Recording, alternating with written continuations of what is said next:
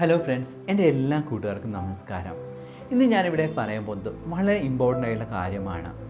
നമ്മളെ ലൈഫിൽ നമ്മൾ പല ഉയർച്ചകൾ നേടുന്ന സമയത്ത് അത് ജോലിയിലാവട്ടെ ബിസിനസ്സിലാവട്ടെ നമ്മൾ ട്രീറ്റ് ചെയ്യും. നമ്മളെ സുഹൃത്തുക്കളെ, നമ്മളെ കുടുംബക്കാരെ എല്ലാം തന്നെ ട്രീറ്റ് ചെയ്യും.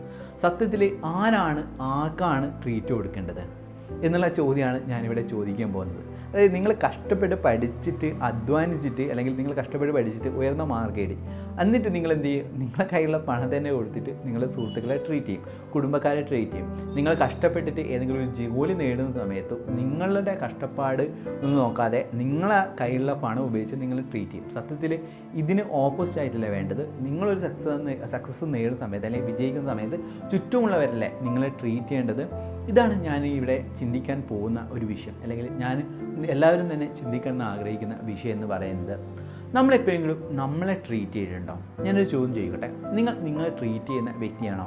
ഞാൻ പണ്ടൊന്നും തന്നെ എന്നെ ട്രീറ്റ് ചെയ്തിരുന്നില്ല, അഥവാ എന്നെ ഞാൻ പരിഗണിച്ചിരുന്നില്ല. നമ്മളെ ചുറ്റുമുള്ള സുഹൃത്തുക്കളെയും കുടുംബക്കാരിലേക്കുമായിരുന്നു എൻ്റെ പരിഗണന മൊത്തം ഉള്ളത്. അവർക്ക് എന്തെങ്കിലും വസ്തുക്കൾ വാങ്ങിക്കൊടുക്കുക, അവർക്ക് സന്തോഷം നൽകുന്ന കാര്യങ്ങൾ അല്ലെങ്കിൽ സന്തോഷം നൽകുന്ന രീതിയിൽ പെരുമാറുക എന്ന രീതിയിലായിരുന്നു ഞാൻ നിന്നത്. അതുകൊണ്ട് ഒരിക്കലും തന്നെ ഞാൻ ആഗ്രഹിക്കുന്ന ഒരു ജീവിതം എനിക്കുണ്ടായിട്ടില്ല. എപ്പോഴാണോ ഞാൻ ലോ ഓഫ് അട്രാക്ഷനെക്കുറിച്ചും സെൽഫ് ലവ്, സെൽഫ് റെസ്പെക്റ്റ് എന്ന് പറയുന്ന കാര്യത്തെക്കുറിച്ച് മനസ്സിലാക്കിയത്, അപ്പോൾ മുതലാണ് എൻ്റെ ലൈഫിൽ മാറ്റം ഉണ്ടായത്. അതിനുശേഷം ഞാൻ എന്ത് ചെയ്തു? എൻ്റെ കയ്യിൽ എന്തെങ്കിലും ഒരു എമൗണ്ട് വരുന്ന സമയത്ത് ഒരു ചെറിയൊരു തുക എനിക്ക് വേണ്ടി ഞാൻ ചിലവഴിക്കും. നമുക്ക് ഹാപ്പിനെസ് നൽകുന്ന കാര്യങ്ങളെക്കുറിച്ചുള്ള കാര്യങ്ങൾ, അതായത് ചിലപ്പം ഭക്ഷണം കഴിക്കുന്നതായിരിക്കാം, യാത്രകൾ ചെയ്യുന്നതായിരിക്കാം, ഫുഡ് കഴിക്കുന്നതായിരിക്കാം, അങ്ങനെയുള്ള നമുക്ക് ഹാപ്പിനെസ് നൽകുന്ന കാര്യങ്ങൾ ചെയ്യാൻ വേണ്ടി ശ്രമിക്കുക. ഇപ്പം നിങ്ങളൊരു അച്ചീവ്മെൻറ്റ് നേടുന്ന സമയത്ത് നിങ്ങളെ ട്രീറ്റ് ചെയ്തിട്ടുണ്ടോ? നിങ്ങളുടെ ഹാപ്പിനെസ്സിന് വേണ്ടി എന്തൊക്കെ കാര്യങ്ങളാണ് ചെയ്യേണ്ടത് എന്നുള്ള രീതിയിലെല്ലാം തന്നെ നിങ്ങളൊരു ലിസ്റ്റ് ഉണ്ടാക്കി വെക്കാൻ വേണ്ടി ശ്രമിക്കുക. അതെല്ലാം തന്നെ മാനിഫെസ്റ്റേഷനുമായിട്ട് എങ്ങനെ ബന്ധപ്പെടുന്നു എന്നുള്ളതല്ലേ അടുത്ത ചോദ്യം നിങ്ങൾ ചിന്തിക്കുന്നുണ്ടാകുക.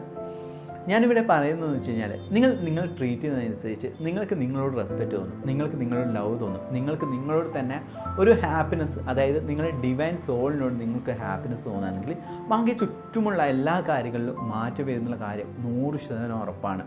ഇത് വെറുതെ പറയുന്നതല്ല, ഇതെല്ലാം തന്നെ എൻ്റെ അനുഭവമാണ്. അതുകൊണ്ട് ഇന്നു മുതൽ നിങ്ങൾ എന്ത് ചെയ്യുക? നിങ്ങളെ ട്രീറ്റ് ചെയ്യാൻ വേണ്ടി ശ്രമിക്കുക. ഓരോ ദിവസവും നിങ്ങൾക്ക് വേണ്ടി നല്ല ഭക്ഷണങ്ങൾ കഴിക്കുക, നല്ല വസ്ത്രങ്ങൾ ധരിക്കുക, നല്ല രീതിയിൽ ആൾക്കാരുമായിട്ട്, അതായത് നിങ്ങൾക്ക് ഹാപ്പിനെസ് തരുന്ന വ്യക്തികളുമായി കൂടുകൂടുക.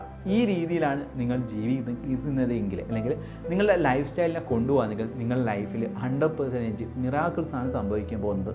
അതുകൊണ്ട് എല്ലാവരും ഈ വീഡിയോ നിങ്ങളുടെ സുഹൃത്തുക്കളിലേക്കും നിങ്ങളുടെ എല്ലാവരിലേക്കും ഒന്ന് ഷെയർ ചെയ്യാൻ വേണ്ടി ശ്രമിക്കുക.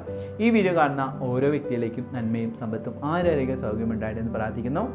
Thank you so much.